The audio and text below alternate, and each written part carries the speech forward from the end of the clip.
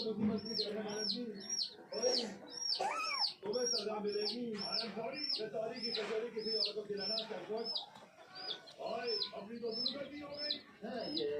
और ये दोनों खेलते हैं और बच्चों और हम चलते हैं। तो भी यहाँ आते हैं प्लानिंग बनाते हैं।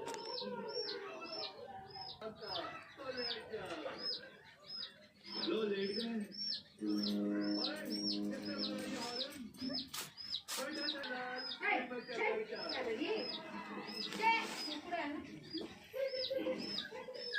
और ये हॉर्न मारा क्यों मैडम जी?